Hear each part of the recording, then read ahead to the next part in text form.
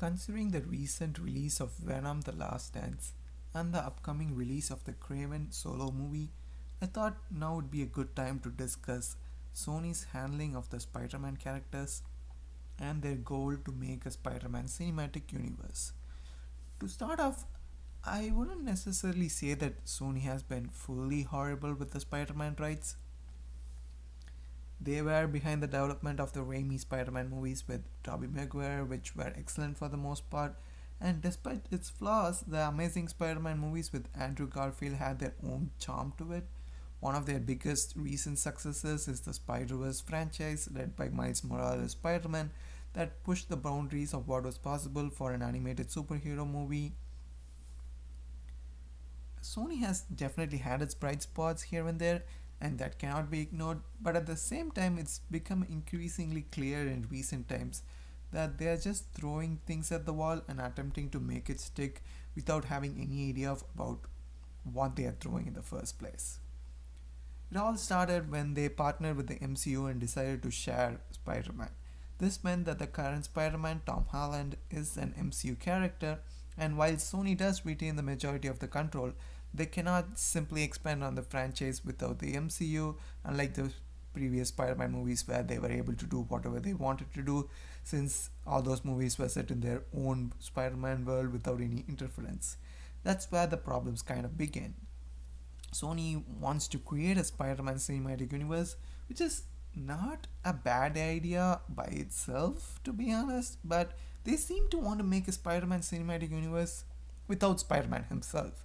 To be more clear, they are creating a universe with Spider Man characters, mostly villains, and they're doing it without Spider Man himself, and they're removing the impact of Spider Man on these characters to make their projects work. And as expected, it doesn't, and they fail to realize that, as it just ends up in a vastly inferior version of these characters. For Sony, everything started with Venom. Venom is an excellent character in the comics who has had some phenomenal character growth over the past decades. Out of all of the quote unquote Spider Man villains, I think he is one of the few that can reliably carry and support his own story because there's so much material with him.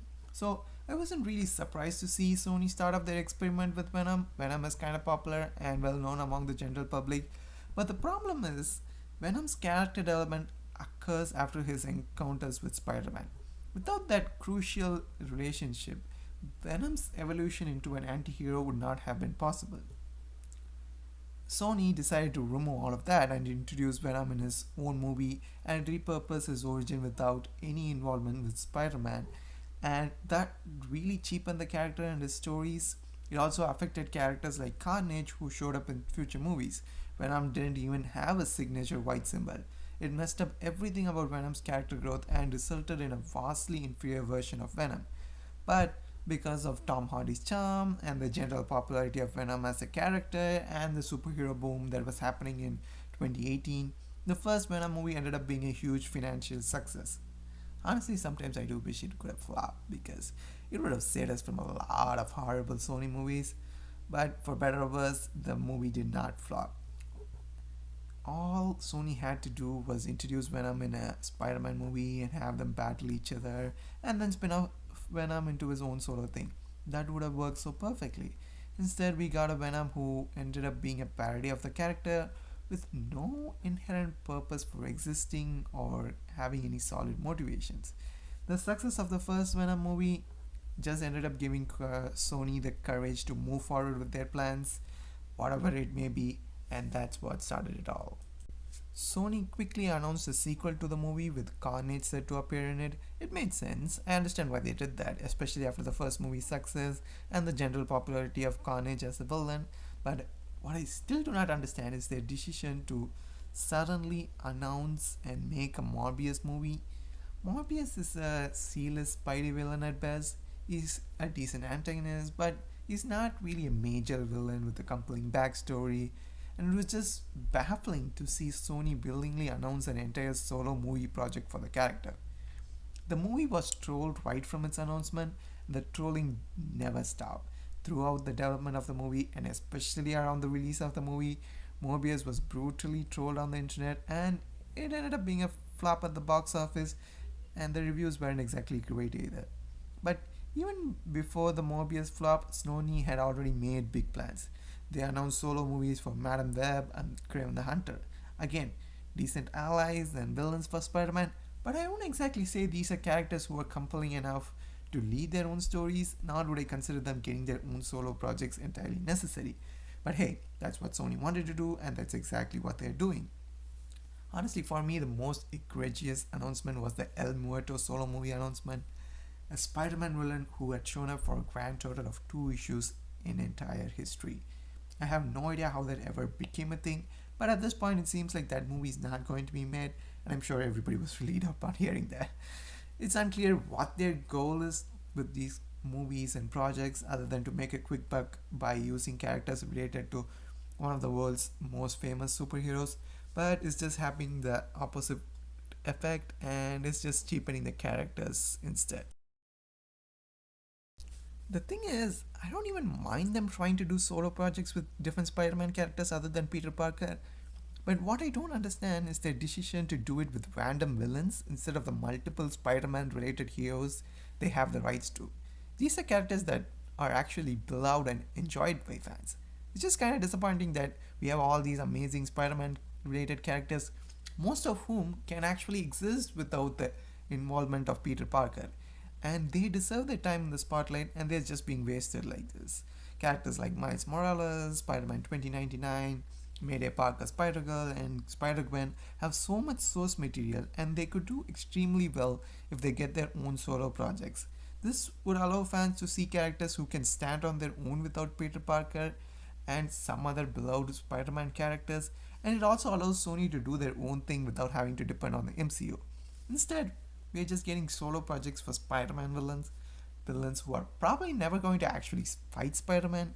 Honestly, it's just mind boggling.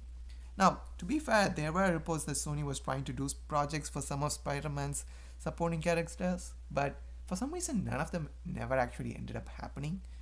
While not a Spider Man character, despite all of the modern misconceptions, Spider Man is the character that Sony has the rights to. She's an excellent Marvel superhero, and Sony announced plans to give her her own movie, and then nothing. Yeah, nothing happened. They announced the director, Olivia Wilde, but yeah, other than that, nothing happened.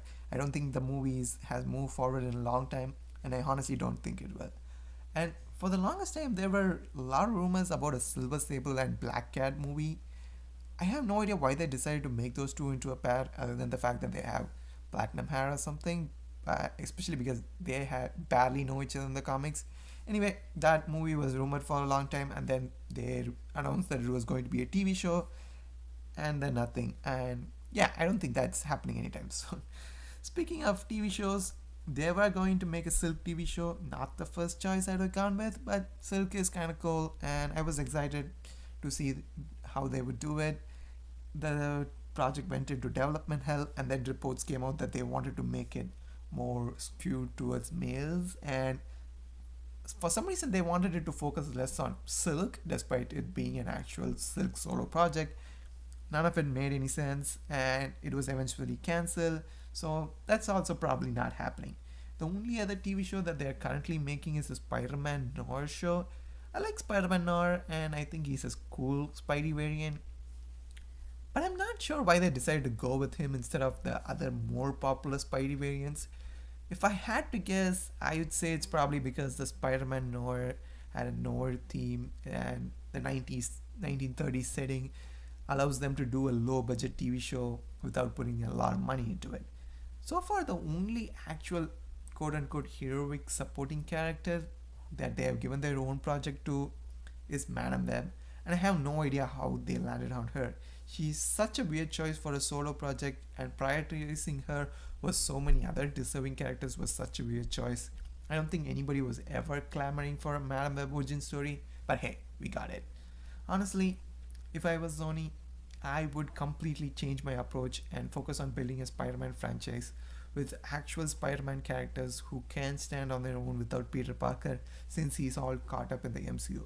Personally, I would love to see Mayday Parker Spider-Girl and Spider-Man 2099 get their own solo projects because other than Peter Parker and maybe Miles Morales, These are the two alternate Spider-Man versions who have decades of source material and they could use with the spotlight and the extra push in popularity. But those two are just the tip of the iceberg. There are so many others. Spider-Gwen and Miles Morales have become really popular because of the Spider-Verse movies, and they could definitely use the live-action treatment. Ben Reilly, Scarlet Spider, Kane Scarlet Spider, Spider-Woman, Jessica Drew, Silk, Black Cat, all these characters are amazing and have so much great source material that allows them to support their own projects and also stand on their own. But considering what we know about Sony, I'm sure they're eagerly looking forward to see what other Spider-Man villain they can find in a random comic issue and make it into their own movie. The wasted opportunities are just kind of sad, to be honest. At least the Venom franchise is finally coming to an end, even though they seem to be teasing more, despite telling us that it's probably the final movie. I have no idea what's going to happen, but whatever it is, it should be entertaining to watch unfold. I feel like Sony has been pretty entertaining off screen more than on screen these days, which is kind of funny. But hey, it's whatever it is. Thanks for listening. Hope to see you again soon.